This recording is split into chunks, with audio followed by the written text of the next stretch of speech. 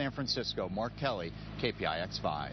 Investigators say information on a locked iPhone could finally answer whether there was a third shooter in last year's terror attack in San Bernardino.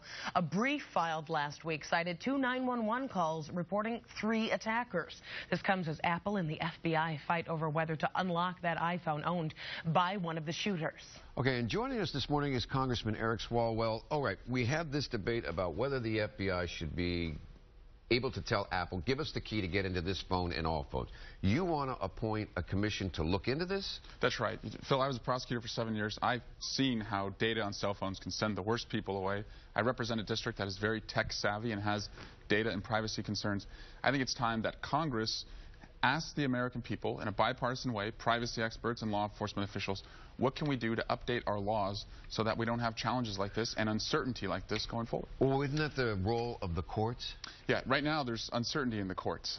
The 2 different courts have split on whether the FBI can unlock this phone. And I think there's going to continue to be uncertainty until Congress gets involved and acts. And I think what Congress needs to ask the American people is, do we want the FBI to have the ability to go into a dead terrorist's public cell phone?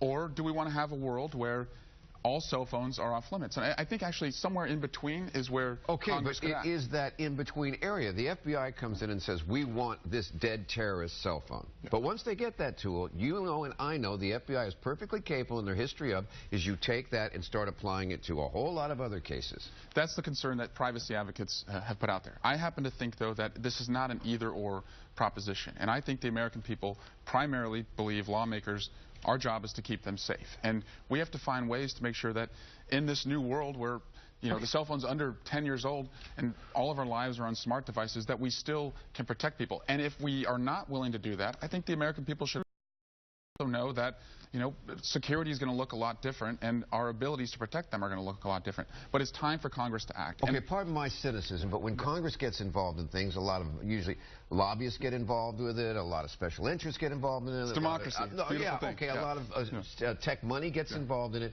and sometimes we wind up either with nothing or a situation that's worse, rather than just a judge taking a look at that old document called the Constitution. Right now, a judge is looking at a 1789 law, and I just think that technology has evolved so fast. Maybe it's time that we have our own iOS update for the laws that law enforcement are able to use. Okay, well, we're going to be doing that. While you're here, I've got to ask you, what are the rumblings in Congress about this primary situation? I mean, you're a Democrat. Yeah. Bernie Sanders, his voters, his insurgency against Hillary Clinton, is that put Washington on its heels? You know, I think right now Democrats are learning that the issues Bernie is talking about, money in politics, you know, debt-free education, student loan debt, if he's not the nominee and it looks like Secretary Clinton will be, we can't ignore those issues because we're going to need those millennial voters to show up. If they don't, it's going to be a big problem for us. Oh, so in other words, all politics is local. That's right. If Bernie's got a national agenda that's going to affect locals, they're going to start reacting to it whether or not he wins this nomination? We need millennials to show up. I also talked to my parents, Phil, they're both Republicans, all my family is, and it's palm to face right now thinking about who their nominee is going to be. It stays interesting. It stays interesting. And we have more interesting to come when we come back, so stay tuned.